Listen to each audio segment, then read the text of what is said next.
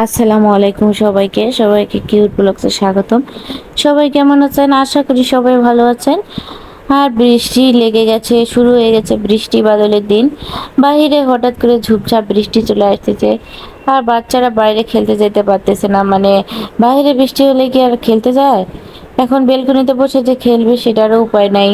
এই সাইড দিয়ে বেলকনির পানি আসতেছে, তাই জন্য বলছি যে একটু সরে বসো, সরে বসো না। কিসের সরে বসা? আর এইটার জ্বর আসছে কয়েকদিন ধরে। আমার মেয়েটার জ্বরের পর এটা জ্বর আসছে। এই জ্বরগুলো নাকি ছোঁয়াচে হয়, একজনের হয়ে গেলে আর একজনের হয়। তো আমার মেয়ে এখন মাসাল্লাহ আল্লাহ রহমতে সুস্থ। আর এখন এই পুচকিটার অসুস্থ। এখন বৃষ্টি বাদলের দিন, বাইরে যাইতে পারতেছে না, তাই আমাদের বাসায় এসে খেলতে। আর এই যে বসে খেলতেছে, আর দেখেন কি সুন্দর করে কথা বলে। তো ওর কথা আপনারা বুঝতে পারবেন না জন্য ওর কথাটা আমি নেইনি। এখন ও কথা বলে অনেক, আটকায়া যায়, জড়াইয়া যায়, যেগুলো যারা আমরা রেগুলার ওর সাথে থাকি তারাই শুধু আমরা ওর কথা বুঝি, তাছাড়া কিন্তু ওর কথা কেউ বুঝবে না। ও অনেক সুন্দর করে কথা বলে, ছোট বাচ্চারা যেমনটা হয় অনেক সুন্দর করে কথা বলে। আমার চ্যানেলে ওর একটা ভিডিও দেওয়া আছে, একটা না দুইটা দেওয়া আছে। ও মেকআপ করতেছে আমার রুমে আসি একা একা, সেটার ভিডিও আমি দিয়ে রাখছি, গিয়ে দেখে আসতে পারেন।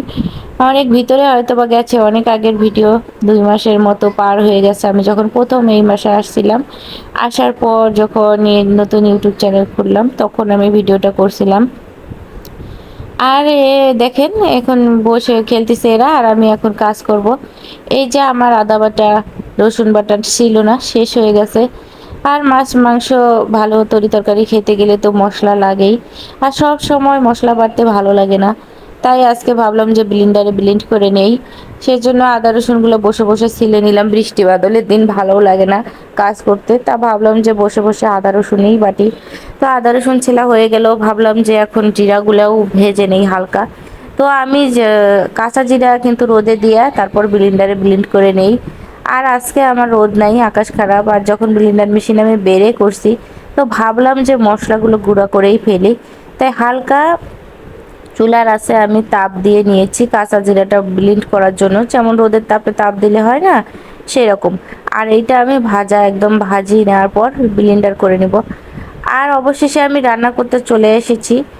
মাংস রান্না করব, মুরগির মাংস। তো মুরগির মাংস রান্না তো সবাই কম বেশি ভালোই পারেন। তো আমি যখন বাড়িতে গেলাম তখন আমার মা মুরগির মাংস রান্না করলো। অন্যরকম লাগলো রান্নার রেসিপিটা, তাই ভাবলাম যে আপনাদের সাথে শেয়ার করি মুরগির মাংসটা আমি কিভাবে রান্না করি। তো এখানে পেঁয়াজগুলো আমি সুন্দর করে বেটে একদম ভাজা ভাজা করে নিয়েছি। তারপরে এখানে একটু পানি দিয়ে দিয়েছি, দেওয়ার পরে এখানে আমি আদা বাটা রসুন বাটাও দিয়ে দিলাম। এখন আমি এখানে সব ধরনের মশলা দিয়ে দিব।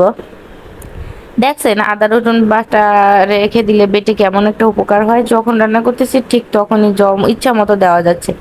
আর তাছাড়া এমনি এমনি টাটকা টাটকা বাটলে ওই সময়টা আমার একটু কষ্ট হয়ে যায়। আরাম প্রিয় মানুষ হয়ে গেছি এখন, আরাম করে খেতেই দিয়ে গিয়ে বাড়িতে আরাম করে খেয়ে খেয়ে আরামটা বেশি ভালো লাগে, মানে কষ্ট করতে আর ভালো লাগে না। এই যে সব কিছু মশলা দিয়ে দিয়েছি এখানে আমি, এখন কষানোর পালা। কষিয়ে নেব মশলাগুলো আগেই ভালো করে এখানে, তারপরে আমি এখানে মুরগির মাংসটা দিব।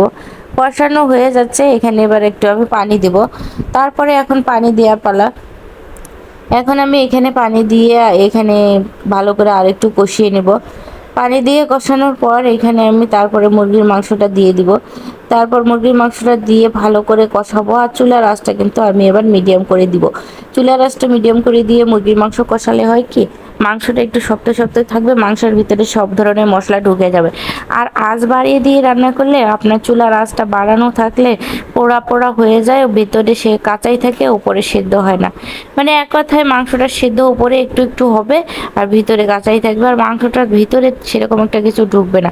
তাই চুলার আঁচটা কমিয়ে দিয়ে বা মিডিয়াম করে রেখে মাংস কষিয়ে তারপরে রান্না করা ভালো, এর জন্য খেতে ভালো লাগে। আর আমাদের বাড়িতে তো মাটির চুলায় রান্না বান্না হয়েছিল, তো ভালোই লাগতো। আর গ্যাসের চুলা তো আপনার একবারে একেবারে এক সম পরিমাণে জাল জ্বলে, আর আমাদের মাটির চুলায় আমরা কমিয়ে বাড়িয়ে দিতে পারি। এই হচ্ছে মাটির চুলা আর গ্যাসের চুলার উপকারিতা। তো দেখেন আমার মাংসের কালারটা, আমি মাংসটা কষিয়ে নিচ্ছি। এখানে হাফ কেজি মাংস আছে, মুরগির মাংস, পাকিস্তানি মুরগি নিয়ে আসছে 1 কেজি করে মুরগির মাংস আমি 2 ভাগ করে রাখছি।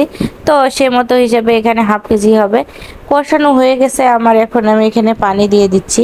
এখন আমি পানি দিয়ে এখানে ঢেকে দিব, দেওয়ার পর রান্নার শেষের দিকে হয়ে যাবে।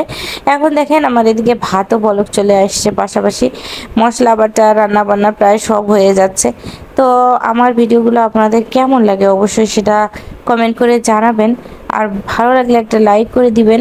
আর যদি আরও ভালো লাগে তাহলে চ্যানেলটাকে যারা সাবস্ক্রাইব করেনি তারা অবশ্যই সাবস্ক্রাইব করে দিবেন, পাশে থাকবেন বন্ধু হয়ে। তো আমার রান্না প্রায় শেষের দিকে। এখানে মাংসর ঝোলটা এখন কমানো বাড়ানোর উপর নির্ভর করবে আমি কতটুকু ঝোল খাবো তার উপরে। তো আমার রান্না হতে থাক, আপনারা সবাই ভালো থাকবেন, সুস্থ থাকবেন, পরবর্তী আরেকটা ভিডিওর জন্য অপেক্ষা করবেন। ভিডিওটা ভালো লাগলে অবশ্যই